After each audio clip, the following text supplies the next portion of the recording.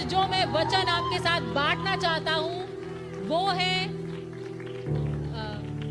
Yeah, we can call it akal mein. अकाल में तरफदारी. So many people are waiting for these hard times to end. बहुत से लोग इंतजार कर रहे हैं कि कब ये मुश्किल घड़ी जो है वो खत्म होगी. होती मिलती है. Amen. Amen. So can I start the message? I have not yet started the message. Come on. So let's start the message. Open your Bibles to Psalm 37 verses 19. We'll read from NLT version first and then we will look different versions. भजन संहिता 37 19 हम देखेंगे NLT version में. Are you ready, church? क्या आप तैयार हैं? Come on. Psalm 37:19. They will not be disgraced in hard times. विपत्ति के समय में उनकी आशा ना टूटेगी. Come on, say it after me. I will not be disgraced in hard times. मेरे साथ ये बोलिए कि विपत्ति के समय में मेरी आशा ना टूटेगी. Okay, now are you ready? Come on. Even in famine, they will have more than enough. अकाल के समय में भी उनके पास जरूरत से ज्यादा होगा. Now this is not a prosperity preacher saying this. This is the word of God and the Bible says that the word of God is forever settled in heavens. और ये कोई समृद्धि का प्रचारक ये बात नहीं कर रहा, लेकिन परमेश्वर का वचन यहाँ पर बता रहा है कि अकाल के समय में भी तुम्हारे पास जरूरत से ज्यादा होगा. Even in famine, we will have more than enough. अकाल के समय में भी हमारे पास जरूरत से ज्यादा होगा. Not little bit, थोड़ा बहुत नहीं, more than enough. जरूरत से भी ज्यादा. Why? क्यों? So that in that time you can become deliverer and you can help other people, and that's how you're going to show the world that you are a blessing. ताकि वो लोग जिनके पास नहीं है आप उनके लिए एक आशीष का कारण बन सके और उनको बता सके कि आप एक आशीष हैं. Amen. Let's read it in NKJV. आइए हम इसी वचन को NKJV वर्जन में पढ़ेंगे. They shall not be ashamed evil time. वो विपत्ति के समय में लज्जित ना होंगे. And in the days of famine they shall be satisfied. और अकाल के समय में वो तृप्त होंगे. When will they be satisfied? कब वो तृप्त होंगे? Not when everything is good. तब नहीं जब सब कुछ जीवन में Not बढ़िया when चल there रहा are है. more job opportunities. तब नहीं जब बहुत सी नौकरियां When हैं. everything is shutting down, when everything is dying around you, the Bible says you will have more than enough and you will be satisfied. Bible बता रही है कि वो समय जब आपके आसपास सब कुछ गलत हो रहा है, सब कुछ बंद हो रहा है, बाइबल बताती है कि आपके पास जरूरत से ज्यादा होगा. Why? क्यों? Is it anything because of what we have done? क्या इसीलिए होगा कि हमने कुछ किया है? It's because of the hand of Almighty God that is resting upon our head. वो इसीलिए क्योंकि परमेश्वर पिता का वो सामर्थी हाथ हमारे ऊपर है. Do you know all of us are wearing a crown? आप जानते हैं हम में से हर किसी ने एक मुकुट पहना हुआ है. All of us. The Bible says the blessing of the Lord are like a crown upon the righteous. Bible बताती है कि परमेश्वर की आशीषें एक धर्मी जन के लिए एक मुकुट के नाम है. Amen? Amen. He has crowned us with his blessing. उसने अपनी आशीषों से हमें एक मुकुट पहनाया है. Okay, verse 19. 19वीं आयत. We'll read it from NIV version. हम इसे NIV वर्जन में पढ़ेंगे. Now, fear not, I'm not going to take you through all the versions. This is the last one. ये आखिरी वर्जन है. Fear not. Okay. So, in the times of disaster, they will not wither. विपत्ति के समय में वो तितर बितर ना होंगे. We will not wither. हम तितर बितर नहीं होंगे. We will be fresh. We will be flourishing. हम समृद्ध होंगे. Amen. I'm not giving you a motivational speech. मैं यहाँ आपको कोई मोटिवेशनल बातें नहीं कर रहा. I'm telling you something which I'm living by. मैं आपको कुछ वो बता रहा हूँ जिससे कि मैं अपना जीवन बिता रहा हूँ. Amen. Most of you see my life now, but you don't know where I've come from. आप में से बहुत से लोग मुझे आज देख रहे हैं लेकिन नहीं जानते कि मैं कैसे जीवन से आया हूँ. When I had nothing, I had the word, and because I had the word became flesh. और मेरे पास कुछ भी नहीं था लेकिन मेरे पास सिर्फ वचन था और ये वचन ने मेरे जीवन में देह धरा. The day you will know how to work the word will work for you. जिस दिन आप ये समझ जाएंगे कि कैसे इस वचन में कार्य करना है, ये वचन आपके लिए जीवित बन जाएगा. Amen.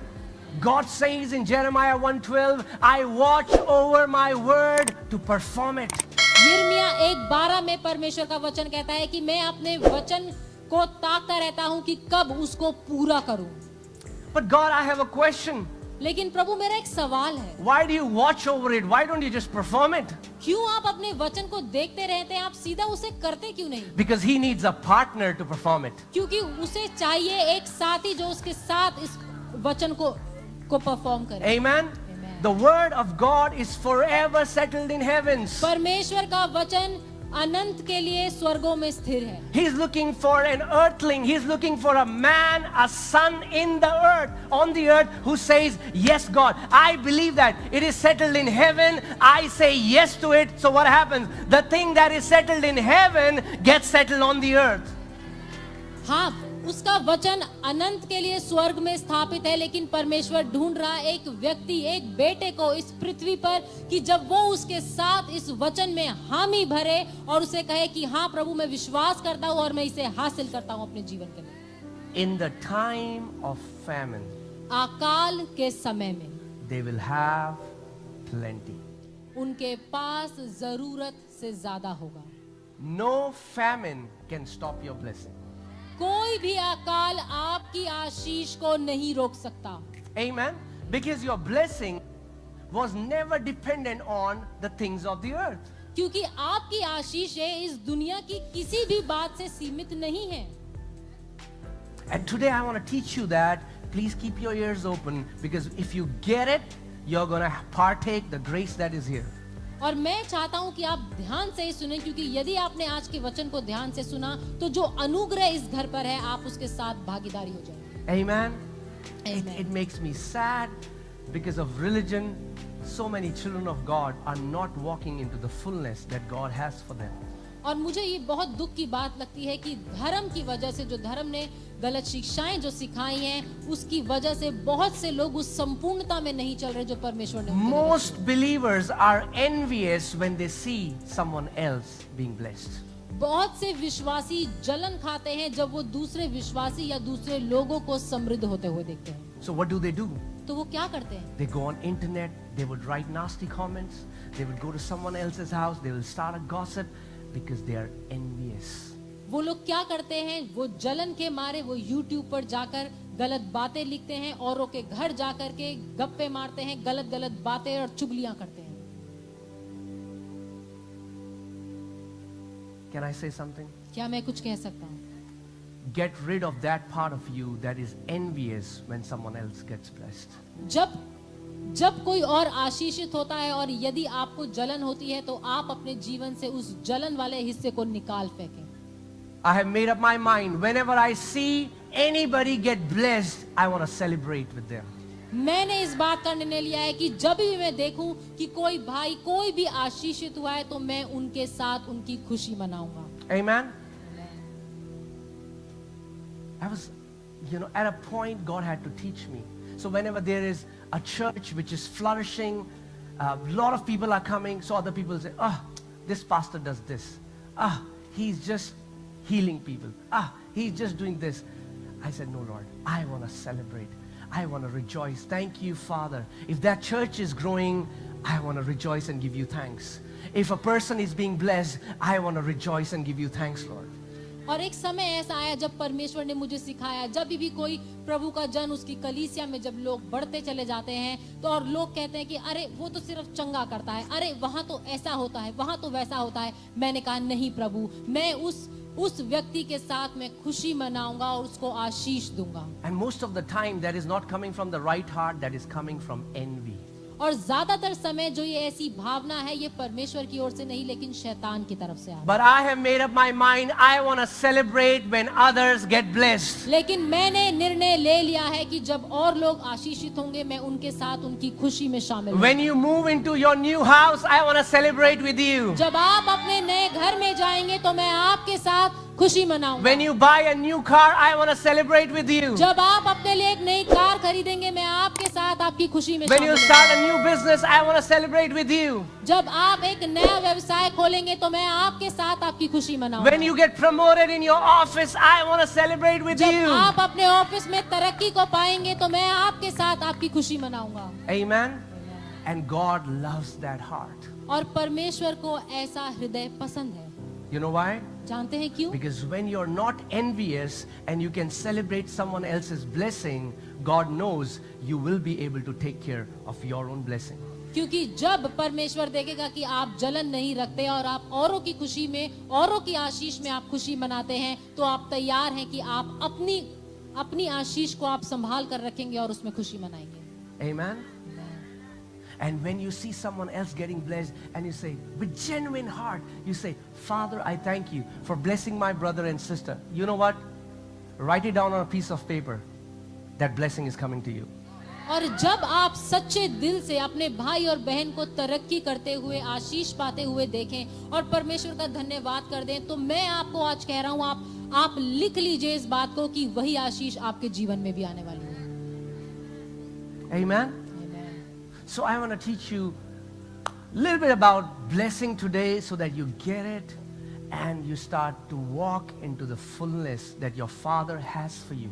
और मैं आज आपको आशीष के बारे में कुछ बताना चाहता हूं ताकि आप उसको जानें और उसकी संपूर्णता में चल सकें। Blessing is spiritual. आशीषें आत्मिक हैं। Please hear me carefully. ध्यान से सुनें। When you see somebody buying a new house, a new car, that is not a blessing. जब आप किसी को एक नया घर या नई गाड़ी खरीदते हुए देखते हैं तो वो आशीष नहीं है। Are you ready? आप तैयार हैं? Sometimes you'll see someone rich and you'll say, wow, they are blessed. No. If somebody is rich does not mean they are blessed. जब आप किसी अमीर व्यक्ति को देखते हैं तो आप कहते हैं वाह कितना आशीषित है। जरूरी नहीं है कि जो भी व्यक्ति अमीर है वो आशीषित है।